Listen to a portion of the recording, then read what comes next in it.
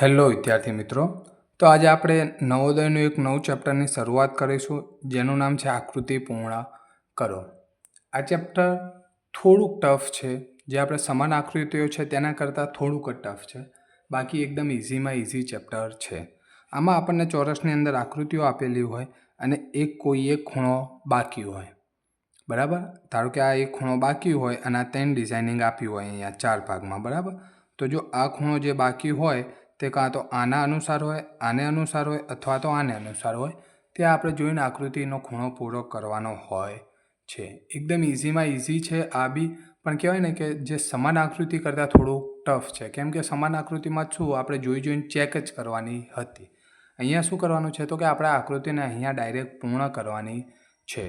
તો આની અંદર આપણે શું કરીએ તો કે ડાયરેક્ટ જ શું કરીશું તો કે ઉદાહરણ ઉપર જઈશું કે જેમાં ઉદાહરણ આપેલા હોય તે જોઈશું. બરાબર, તો અહીંયા તમે જોઈ શકો છો કે આપણને એક બોક્સ આપેલું છે. બોક્સને કેવું 4 ભાગમાં વિભાજિત કરવામાં આવેલું છે.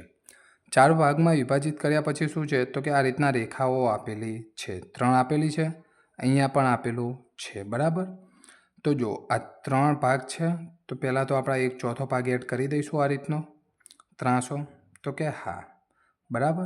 ચોથો ભાગ એડ કર્યા પછી શું કરીશું તો કે આવી ઊભી લાઈન અહીંયા આવશે એક, પછી આવશે એક આડી લાઈન.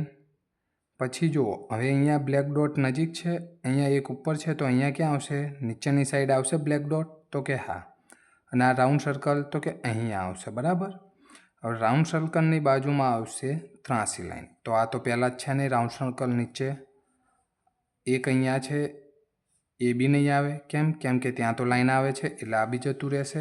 1 અને 2 આડી લાઈન અહીંયા છે તો અહીંયા આવી ગઈ. અહીંયા ક્યાં છે નીચેની સાઈડ છે. હવે નીચેની સાઈડ કરીએ તો આઈ આમ થઈ જાય એટલે આ જવાબ આવશે નહીં. જવાબ શું આવશે? સી. પડી સમજ્યા? બસ આ જ રીતની અમુકમાં ઇઝી આકૃતિ હોય તો અમુકમાં હાર્ડ આકૃતિ હોય. બસ એ જ રીતનું હોય છે. જેમ કે જુઓ આની અંદર શું કર્યું તો કે સિમ્પલ ડિઝાઇન આપેલી છે. 4 ખાના પડ્યા, દરેક ખાનામાં કેવી ડિઝાઇનિંગ આપી તો કે આ રીતના 4 ખૂણા પડે એ રીતની. બરાબર, તો આપણે કંઈ નહીં કરવાનું, અહીંયાથી આ કનેક્ટ કરીશું અને આ રીતનું, આના આમ ને આના આમ 4 કનેક્ટ થયા તો આ રીતની આકૃતિ જોવાની આપણે. તો જો અહીંયા તો છે નહીં, કેમ કે આ તો સીધી લાઈન છે એટલે આ જતી રહેશે. અહીંયા આ સીધી લાઈન તો આ પણ જતી રહેશે. અહીંયા છે આ રીતનું, અહીંયા પણ છે, પણ આ કેવી આવી સીધી લાઈન તો સી પણ જતી રહેશે. ડી લાઈન છે કમ્પ્લીટ આપણો જે આકાર છે એ પ્રમાણે. તો કે હા, તો જવાબ શું આવશે? D line. જવાબ ડી, સોરી ડી લાઈન નહીં. હવે જો આમાં કઈ રીતનું છે તો કે અંદર એક ડિઝાઇનિંગમાં કેવું છે તો કે વર્તુળ છે. તો અહીંયા પહેલાં વર્તુળ આપણે પૂર્ણ કર્યું. તો કે હા, પછી આ ડિઝાઇનિંગ કેવી છે તો કે બહારની બાજુ આમ જાય છે. બરાબર, બહારની બાજુ જાય છે. આ પણ કેવું છે આમ જાય છે. તો આને કેવું લઈશું આ રીતનું બહારની બાજુ. બરાબર, અને પછી ઉપર કેવું છે તો કે આ રીતનો કટ આકાર જોઈન્ટ કરેલો છે જે શું કરે છે બીજું એક વર્તુળ પૂર્ણ કરે છે. તો હવે આપણે અહીંયા જોઈશું તો કે પહેલાં તો આ નીકળી જશે. કેમ કે આ શું કરે છે ચોરસ બનાવે છે. અહીંયા ત્રિકોણ નીકળી જશે. હવે આ 2 રાઉન્ડ વધ્યા. પછી જોઈશું તો કે આ છે આમ, અહીંયા જોવે નહીં. કેમ કે અહીંયાથી શું જોવે છે આપણે ખૂણેથી જોવે છે અને આ ક્યાં છે વચ્ચેથી. અને નકે પણ આ જે ભાગ છે તે છે નહીં એટલે જવાબ શું આવશે? બી. એકદમ ઇઝીમાં ઇઝી જ હોય છે આમાં પણ એટલું હાર્ડ હોતું નથી.